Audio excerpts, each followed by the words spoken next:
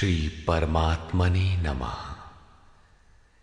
यथार्थ गीता श्रीमद्भगवत गीता अथ सप्तदशो अध्याय।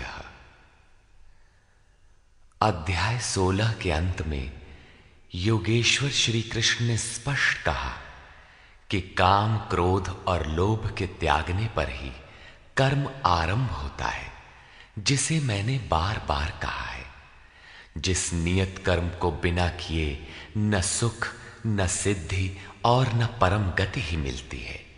इसलिए अब तुम्हारे लिए कर्तव्य और अकर्तव्य की व्यवस्था में कि क्या करूं क्या न करूं, इसके संबंध में शास्त्र ही प्रमाण है, कोई अन्य शास्त्र नहीं, बल्कि इति गुह्यतमं शास्त्रमिदम्।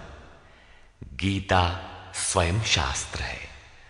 अन्य शास्त्र भी हैं, किंतु यहां इसी गीता शास्त्र पर दृष्टि रखें, दूसरा न ढूंढने लगे।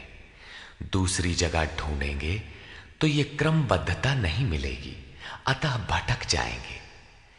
इस पर अर्जुन ने प्रश्न किया। अर्जुन उवाच।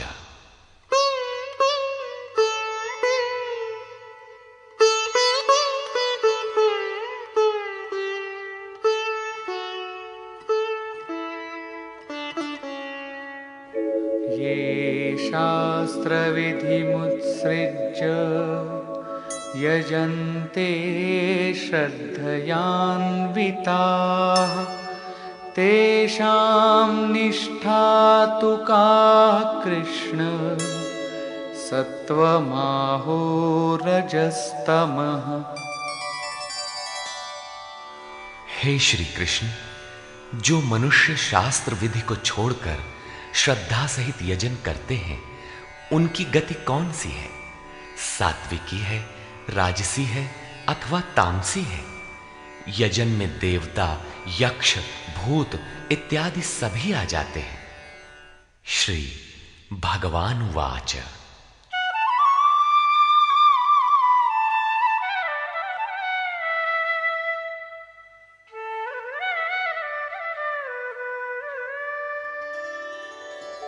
त्रिविधा भवति श्रद्धा देहिनां सा स्वभावजा सात्विकी राजसी चैव तामसी चेति तां शृणु। अध्याय 2 में योगेश्वर ने बताया था कि अर्जुन, इस योग में निर्धारित क्रिया एक ही है। अविवेकियों की बुद्धि अनंत शाखाओं वाली होती है, इसलिए वे अनंत क्रियाओं का विस्तार कर लेते हैं। दिखावटी शोभा युक्त वाणी में उसे व्यक्त भी करते हैं।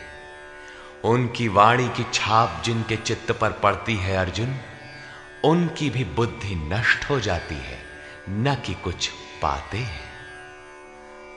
ठीक इसी की पुनरावृत्ति यहां पर भी है कि जो शास्त्र विधि मुत्सृज्य, शास्त्र विधि को त्याग कर भजते हैं, उनकी श्रद्धा भी 3 प्रकार की होती है। इस पर श्री कृष्ण ने कहा, मनुष्य की आदत से उत्पन्न हुई वो श्रद्धा सात्विकी, राजसी तथा तामसी ऐसे 3 प्रकार की होती है। उसे तुम मुझसे सुन। मनुष्य के हृदय में यह श्रद्धा अविरल है।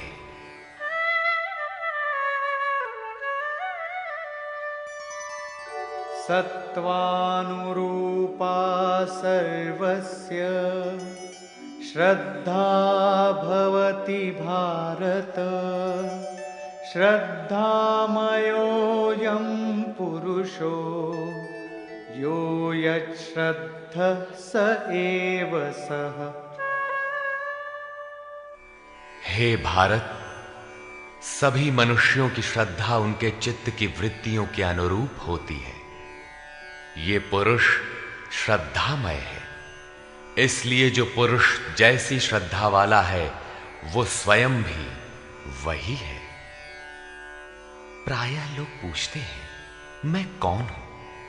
कोई कहता है मैं तो आत्मा हूं, किंतु नहीं। यहां योगेश्वर श्री कृष्ण कहते हैं कि जैसी श्रद्धा, जैसी वृत्ति, वैसा पुरुष। गीता योग दर्शन है। महर्षि पतंजलि भी योगी थे, उनका योग दर्शन है। योग है क्या? उन्होंने बताया, योगश्चित्त वृत्ति निरोधा। चित्त की वृत्तियों का सर्वथा रुक जाना योग है। किसी ने परिश्रम करके रोक ही लिया तो लाभ क्या है? तदा दृष्टुः स्वरूपे वस्थानम। उस समय ये दृष्टा जीवात्मा अपने ही शाश्वत स्वरूप में स्थित हो जाता है। क्या स्थित होने से पूर्व ये मलिन था? पतंजलि कहते हैं, वृत्ति सारूप्य मित्रत्र। दूसरे समय में जैसा वृत्ति का रूप है वैसा ही वो दृष्टा है। यहां योगेश्वर श्री कृष्ण कहते हैं, ये पुरुष श्रद्धामय है, श्रद्धा से ओतप्रोत। कहीं न कहीं श्रद्धा अवश्य होगी, और जैसी श्रद्धा वाला है वो स्वयं भी वही है। जैसी वृत्ति वैसा पुरुष। अब तीनों श्रद्धाओं का विभाजन करते हैं।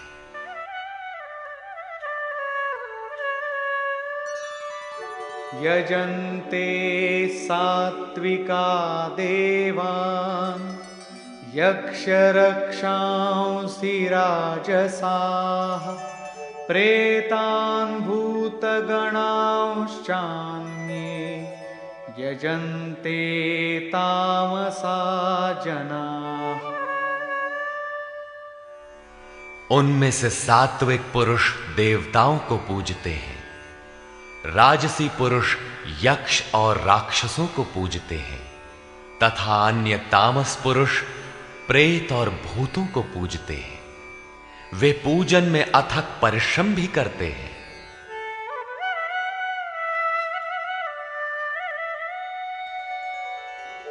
अशास्त्र विहितं घोरं तप्यन्ते ये तपो जनाः दम्भाहंकार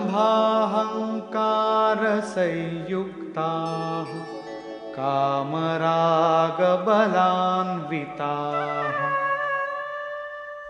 वे मनुष्य शास्त्र विधि से रहित घोर कल्पित अर्थात कल्पित क्रियाएं रचकर तप तपते हैं।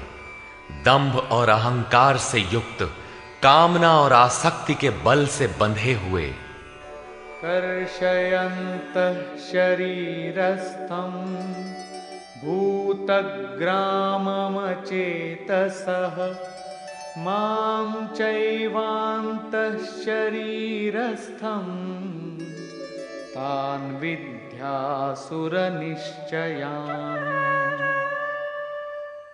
वे शरीर रूप में स्थित भूत समुदाय को और अंतःकरण में स्थित मुझ अंतर्यामी को भी कृश करने वाले हैं, अर्थात दुर्बल करने वाले हैं। आत्मा प्रकृति के दरारों में पड़कर विकारों से दुर्बल और यज्ञ साधनों से सबल होती है।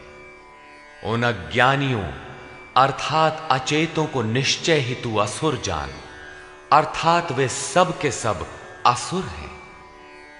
प्रश्न पूरा हुआ। शास्त्र विधि को त्याग कर भजने वाले सात्विक पुरुष देवताओं को, राजसी पुरुष यक्ष राक्षसों को और तामसी पुरुष भूत प्रेतों को पूजते हैं। केवल पूजते ही नहीं, घोर तप तपते हैं। किंतु अर्जुन, शरीर रूप से भूतों को और अंतर्यामी रूप से स्थित मुझ परमात्मा को दुर्बल करने वाले हैं, मुझसे दूरी पैदा करते हैं, न कि भजते हैं। उनको तू असुर जान, अर्थात देवताओं को पूजने वाले भी असुर ही हैं। इससे अधिक कोई क्या कहेगा? अतः जिसके ये सभी अंश मात्र हैं, उन मूल एक परमात्मा का भजन करें। इस पर परम योगेश्वर श्री कृष्ण ने बारंबार बल दिया है।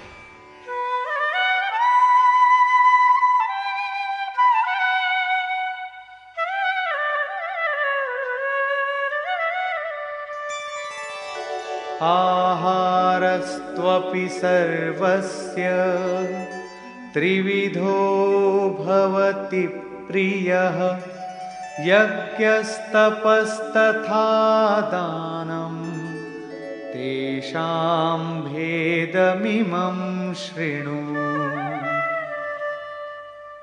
अर्जुन, जैसे श्रद्धा 3 प्रकार की होती है, वैसे ही सबको अपनी अपनी प्रकृति के अनुसार भोजन भी 3 प्रकार का प्रिय होता है, और वैसे ही यज्ञ, तप और दान भी 3-3 प्रकार के होते हैं। उनके भेद को तू मुझसे सुन।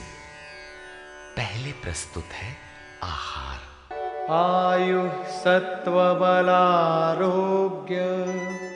सुख प्रीति विवर्धनाः रस्या स्निग्धा स्थिरा हृद्या आहारा सात्विक प्रिया। आयु, बुद्धि, बल, आरोग्य, सुख और प्रीति को बढ़ाने वाले, रस युक्त चिकने और स्थिर रहने वाले तथा स्वभाव से ही हृदय को प्रिय लगने वाले भोज्य पदार्थ सात्विक पुरुष को प्रिय होते हैं। योगेश्वर श्री कृष्ण के अनुसार स्वभाव से हृदय को प्रिय लगने वाला, बल, आरोग्य, बुद्धि और आयु बढ़ाने वाला भोज्य पदार्थ ही सात्विक है। जो भोज्य पदार्थ सात्विक है, वही सात्विक मनुष्य को प्रिय होता है। कट्वं ललवणात्युष्ण तीक्ष्ण रूक्ष विदाहिनः आहारा राजसस्येष्टा दुःख शोकामय प्रदाः। कड़वे, खट्टे, अधिक नमकीन, अत्यंत गर्म, तीखे, रूखे, दाहकारक और दुख, चिंता तथा रोगों को उत्पन्न करने वाले आहार राजस पुरुष को प्रिय होते हैं।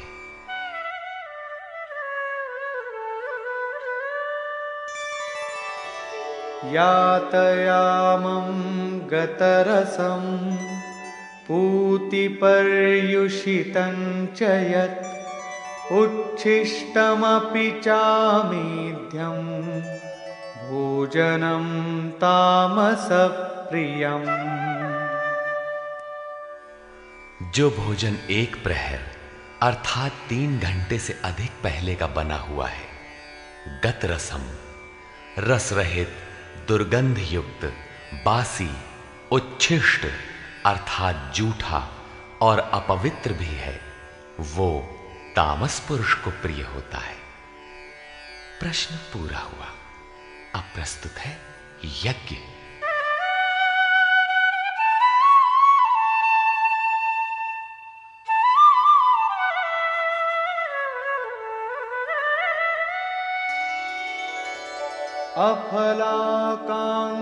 अफलाकांक्षिभिर्यज्ञो विधिदृष्टो य ईज्यते यष्टव्यमेवेति मनः समाधाय स सात्विकः। जो यज्ञ विधि दृष्ट शास्त्र विधि से निर्धारित किया गया है, जैसा पीछे अध्याय 3 में यज्ञ का नाम लिया, अध्याय 4 में यज्ञ का स्वरूप बताया कि बहुत से योगी प्राण को अपान में, अपान को प्राण में हवन करते हैं। प्राण अपान की गति निरोध कर प्राणों की गति स्थिर कर लेते हैं, संयमाग्नि में हवन करते हैं। इस प्रकार यज्ञ के 14 सोपान बताए, जो सब के सब ब्रह्म तक की दूरी तय करा देने वाली एक ही क्रिया की ऊंची नीची अवस्थाएं हैं। संक्षेप में यज्ञ चिंतन विशेष की प्रक्रिया का चित्रण है, जिसका परिणाम सनातन ब्रह्म में प्रवेश है, जिसका विधान इस शास्त्र में किया गया है।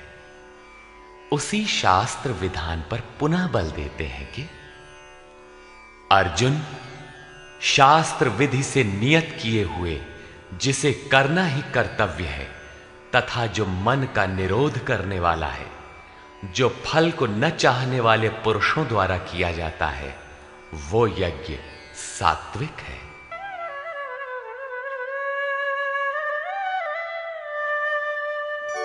अभिसन्धाय तु फलम् दम्भार्थमपि चैव यत् ईज्जते भरतश्रेष्ठ तं यज्ञं विद्धि राजसम्।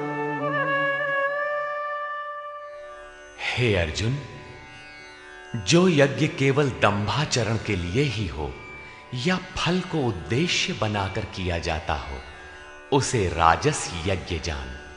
ये कर्ता यज्ञ की विधि जानता है, किंतु दंभाचरण या फल को उद्देश्य बनाकर करता है कि अमुक वस्तु मिलेगी तथा लोग देखें कि यज्ञ करता है, प्रशंसा करेंगे।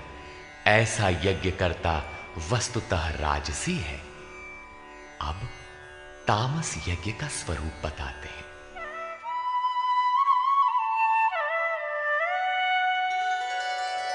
विधिहीनमसृष्टान्नं मन्त्रहीनमदक्षिणं श्रद्धाविरहितं यज्ञं तामसं परिचक्षते। जो यज्ञ शास्त्र विधि से रहित है, जो अन्न अर्थात परमात्मा की सृष्टि कर सकने में असमर्थ है, मन को अंतराल में निरुद्ध करने की क्षमता से रहित है, दक्षिणा अर्थात सर्वस्व के समर्पण से रहित है, तथा जो श्रद्धा रहित है, ऐसा यज्ञ तामस यज्ञ कहा जाता है। ऐसा पुरुष वास्तविक यज्ञ को जानता ही नहीं। अब प्रस्तुत है तप। देवद्विज गुरु प्राज्ञ पूजनं शौचमार्जवम् ब्रह्मचर्यमहिंसा च शारीरं तप उच्यते।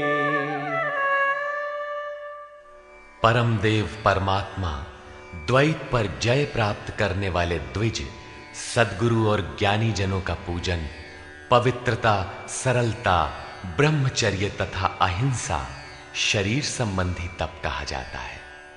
शरीर सदैव वासनाओं की ओर बहकता है, इसे अंतःकरण की उपर्युक्त वृत्तियों के अनुरूप तपाना शारीरिक तप है।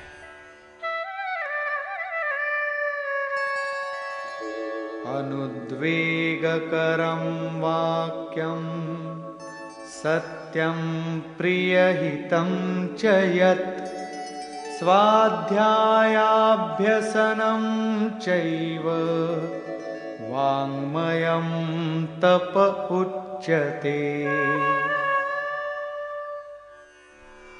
उद्वेग न पैदा करने वाला, प्रिय, हितकारक और सत्य भाषण तथा परमात्मा में प्रवेश दिलाने वाले शास्त्रों के चिंतन का अभ्यास, नाम जप, ये वाणी संबंधी तप कहा जाता है।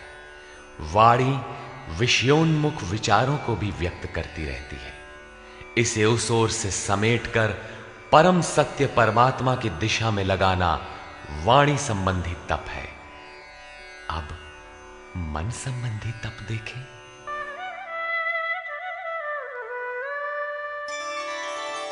मनः प्रसाद सौम्यत्वं मौनमात्मविनिग्रहः भावसंशुद्धिरित्येतत् तपो मानसमुच्यते। मन की प्रसन्नता, सौम्य भाव, मौन अर्थात इष्ट के अतिरिक्त अन्य विषयों का स्मरण भी न हो, मन का निरोध, अंतःकरण की सर्वथा पवित्रता, ये मन संबंधी तप कहा जाता है। उपर्युक्त तीनों अर्थात शरीर, वाणी और मन का तप मिलाकर एक सात्विक तप है।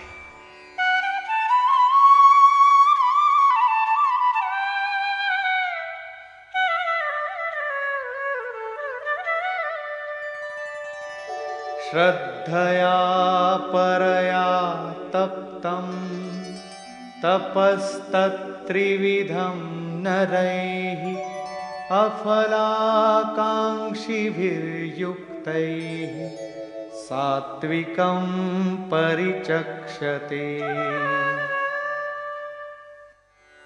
फल को न चाहते हुए अर्थात निष्काम कर्म से युक्त पुरुषों द्वारा परम श्रद्धा से किए हुए उपर्युक्त तीनों तपों को मिलाकर सात्विक तप कहते हैं। अब प्रस्तुत है राजस तप।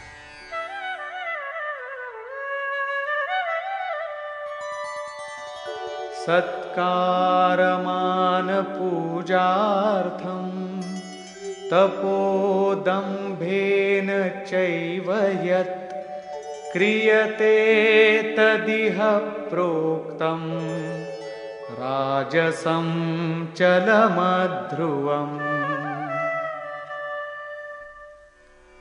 जो तप सत्कार, मान और पूजा के लिए अथवा केवल पाखंड से ही किया जाता है, वो अनिश्चित एवं चंचल फल वाला तप राजस कहा गया है।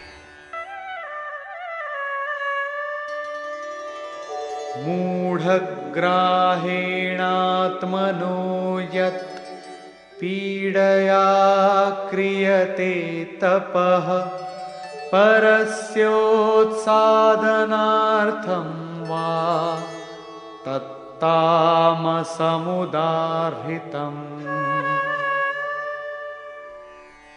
जो तप मूर्खता पूर्वक हठ से मन, वाणी और शरीर की पीड़ा सहित अथवा दूसरे का अनिष्ट करने के लिए बदले की भावना से किया जाता है, वो तप तामस कहा गया है। इस प्रकार सात्विक तप में शरीर, मन और वाणी को मात्र इष्ट के अनुरूप ढालना है। राजस तप में तप की क्रिया वही है, किंतु दंभ मान सम्मान की इच्छा से तपते हैं। प्रायः महात्मा लोग घर बार छोड़ने के बाद भी इस विकार के शिकार हो जाते हैं। और तीसरा तामसी तप अविधि पूर्वक होता है, दूसरों को पीड़ा पहुंचाने के दृष्टिकोण से होता है। अब प्रस्तुत है दान।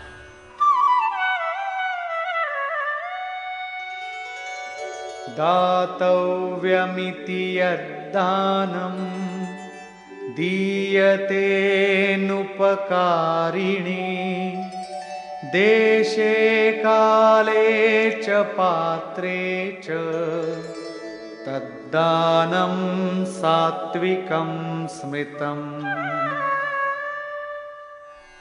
दान देना ही कर्तव्य है। इस भाव से जो दान देश अर्थात स्थान, काल अर्थात समयानुकूल और सत्य पात्र के प्राप्त होने पर बदले में उपकार की भावना से रहित होकर दिया जाता है, वो दान सात्विक कहा गया है। यत्तु प्रत्युपकारार्थं फलमुद्दिश्य वा पुनः दीयते च परिक्लिष्टं तद्दानं राजसं स्मृतम्। जो दान क्लेश पूर्वक अर्थात जो देते नहीं बनता लेकिन देना पड़ रहा है तथा प्रत्युपकार की भावना से ये करूंगा तो ये मिलेगा अथवा फल को उद्देश्य बनाकर फिर दिया जाता है, वो दान राजस कहा गया है।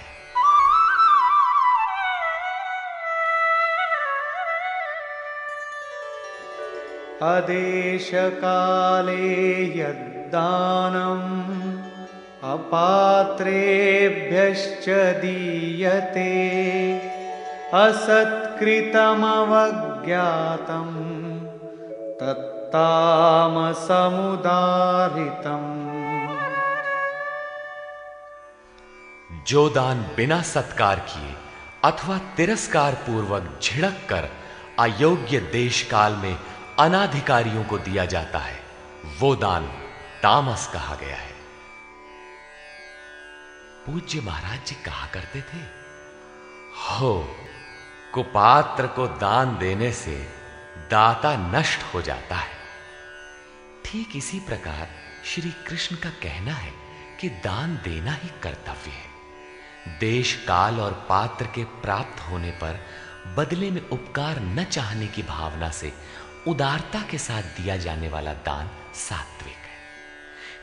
कठिनाई से निकलने वाला, बदले में फल की भावना से दिया जाने वाला दान राजस है और बिना सत्कार के झिड़कियों के साथ प्रतिकूल देश काल में कुपात्र को दिया जाने वाला दान तामस है, लेकिन है दान ही। किंतु जो देह, गेह इत्यादि सबके ममत्व को त्याग कर एकमात्र इष्ट पर ही निर्भर है, उसके लिए दान का विधान इससे और उन्नत है, और वो है सर्वस्व का समर्पण, संपूर्ण वासनाओं से हटकर मन का समर्पण। जैसा कि श्री कृष्ण ने कहा है,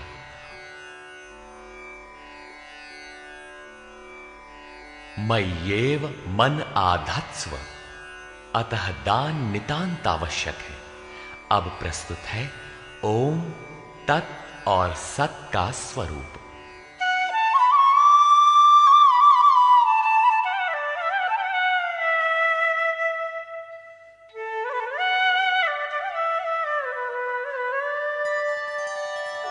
ॐ तत्सदिति निर्देशो ब्रह्मणः स्त्रिविधः स्मृतः ब्राह्मणास्तेन वेदाश्च यज्ञाश्च विहिताः पुरा। अर्जुन, ओम, तत् और सत ऐसा 3 प्रकार का नाम ब्रह्मणः निर्देशः स्मृतः, ब्रह्म का निर्देश करता है, स्मृति दिलाता है, संकेत करता है और ब्रह्म का परिचायक है। उसी से पुरा, पूर्व में अर्थात आरंभ में ब्राह्मण, वेद और यज्ञादि रचे गए हैं। अर्थात ब्राह्मण, यज्ञ और वेद ओम से पैदा होते हैं। ये योग जन्य है, जन्मना नहीं। ओम के सतत चिंतन से ही इनकी उत्पत्ति है और कोई तरीका नहीं है।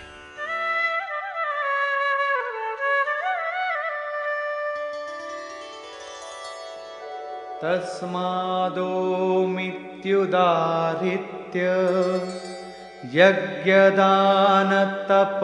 क्रियाः प्रवर्तन्ते विधानोक्ता सततं ब्रह्मवादिनाम्।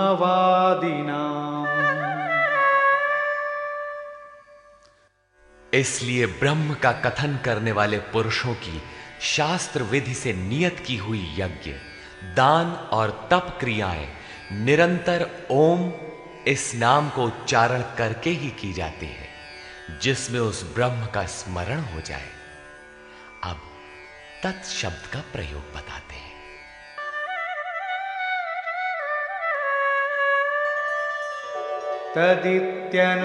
तदित्यनभिसन्धाय फलं यज्ञतपः क्रियाः दानक्रियाश्च विविधाः क्रियन्ते मोक्षकांक्षिभिः।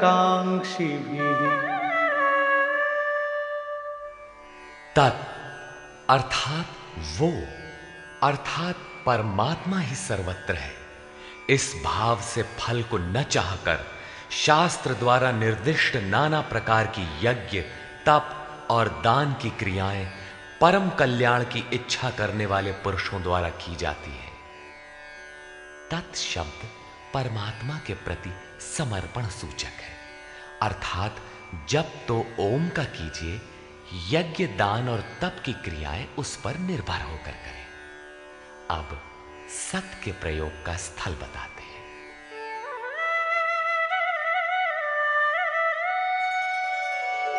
सद्भावे साधुभावे च सदित्येतत् प्रयुज्यते प्रशस्ते कर्मणि तथा सच्छब्दः पार्थ युज्यते।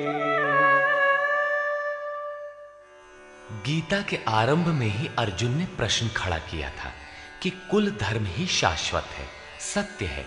तो श्री कृष्ण ने कहा, अर्जुन, तुझे यह अज्ञान कहां से उत्पन्न हुआ? सत वस्तु का तीनों कालों में कभी अभाव नहीं होता, उसे मिटाया नहीं जा सकता। और असत वस्तु का तीनों कालों में अस्तित्व नहीं है, उसे रोका नहीं जा सकता। वस्तुतः वो कौन सी वस्तु है जिसका तीनों कालों में अभाव नहीं है? और वो असत वस्तु है क्या जिसका अस्तित्व नहीं? तो बताया, ये आत्मा ही सत्य है और भूतादिकों के समस्त शरीर नाशवान है। आत्मा सनातन है, अव्यक्त है, शाश्वत और अमृत स्वरूप है। यही परम सत्य है। सत, ऐसे परमात्मा का ये नाम सद्भावे, सत्य के प्रति और साधु भाव में प्रयोग किया जाता है। और हे पार्थ, जब कर्म सांगो पांग भली प्रकार होने लगे, तब सत शब्द का प्रयोग किया जाता है। सत का अर्थ ये नहीं है कि ये वस्तुएं हमारी हैं। जब शरीर ही हमारा नहीं है, तो इसके उपभोग में आने वाली वस्तुएं हमारी कब है? ये सत नहीं है। सत का प्रयोग केवल एक दिशा में किया जाता है। सद्भाव में आत्मा ही परम सत्य है। इस सत्य के प्रति भाव हो, उसे साधने के लिए साधु भाव हो और उसकी प्राप्ति कराने वाला कर्म प्रशस्त ढंग से होने लगे, वहीं सत शब्द का प्रयोग किया जाता है। इसी पर योगेश्वर अग्रेतर कहते हैं,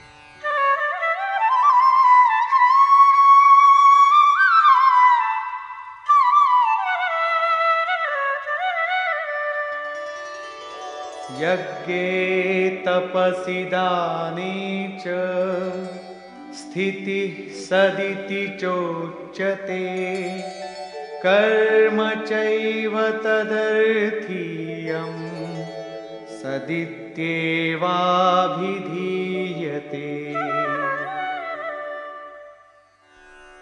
यज्ञ, तप और दान को करने में जो स्थिति मिलती है, वो भी सत है, ऐसा कहा जाता है।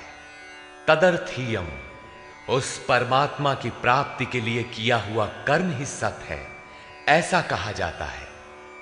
अर्थात उस परमात्मा की प्राप्ति वाला कर्म ही सत है। यज्ञ, दान, तप तो इस कर्म के पूरक हैं। अंत में निर्णय देते हुए कहते हैं कि इन सब के लिए श्रद्धा आवश्यक है।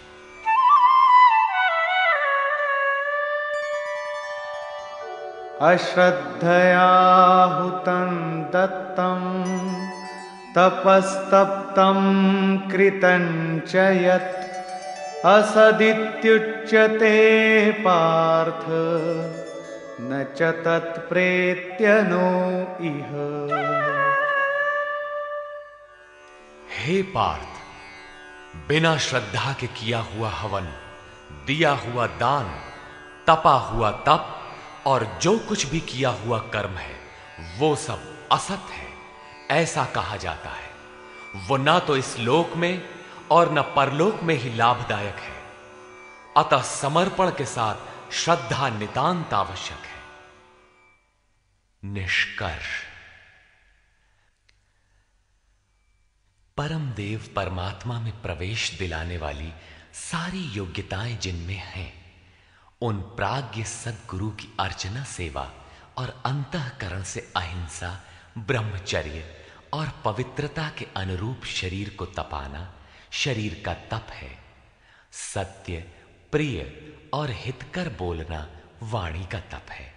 और मन को कर्म में प्रवृत्त रखना, इष्ट के अतिरिक्त विषयों के चिंतन में मन को मौन रखना मन संबंधी तप है। मन, वाणी और शरीर तीनों मिलाकर इस ओर तपाना सात्विक तप है। राजसी तप में कामनाओं के साथ उसी को किया जाता है, जबकि तामसी तप शास्त्र विधि से रहित स्वेच्छाचार है। कर्तव्य मानकर देश, काल और पात्र का विचार करके श्रद्धापूर्वक दिया गया दान सात्विक है। किसी लाभ के लोभ में कठिनाई से दिया जाने वाला दान राजसी है और झिड़क कर कुपात्र को दिया जाने वाला दान तामसी है। ओम तत् और सत का स्वरूप बताते हुए योगेश्वर श्री कृष्ण ने कहा कि ये नाम परमात्मा की स्मृति दिलाते हैं। शास्त्र विधि से निर्धारित तप, दान और यज्ञ आरंभ करने में ओम का प्रयोग होता है और पूर्ति में ही ओम पिंड छोड़ता है। तत् का अर्थ है वो परमात्मा, उसके प्रति समर्पित होकर ही वो कर्म होता है, और जब कर्म धारावाही होने लगे तब सत का प्रयोग होता है। भजन ही सत है।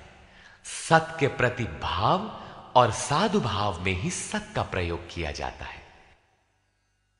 परमात्मा की प्राप्ति करा देने वाले कर्म, यज्ञ, दान और तप के परिणाम में भी सत का प्रयोग है, और परमात्मा में प्रवेश दिला देने वाला कर्म निश्चय पूर्वक सत है। किंतु इन सब के साथ श्रद्धा आवश्यक है। श्रद्धा से रहित होकर किया हुआ कर्म, दिया हुआ दान, तपा हुआ तप न इस जन्म में लाभकारी है न अगले जन्मों में ही। श्रद्धा अपरिहार्य है। संपूर्ण अध्याय में श्रद्धा पर प्रकाश डाला गया और अंत में ओम, तत् और सत की विशद व्याख्या प्रस्तुत की गई, जो गीता के श्लोकों में पहली बार आया है। अतः ओम तत्सदिति श्रीमद्भगवद गीता सूपनिषत्सु ब्रह्म विद्यायाम योग शास्त्रे श्री कृष्ण अर्जुन संवादे ओम तत्सत् श्रद्धात्रय विभाग योगो नाम सप्तदशो अध्यायः। इस प्रकार स्वामी अड़गड़ानंद कृत श्रीमद् भगवद गीता के भाष्य यथार्थ गीता का 17वां अध्याय पूर्ण होता है। हरि ओम तत्सत्।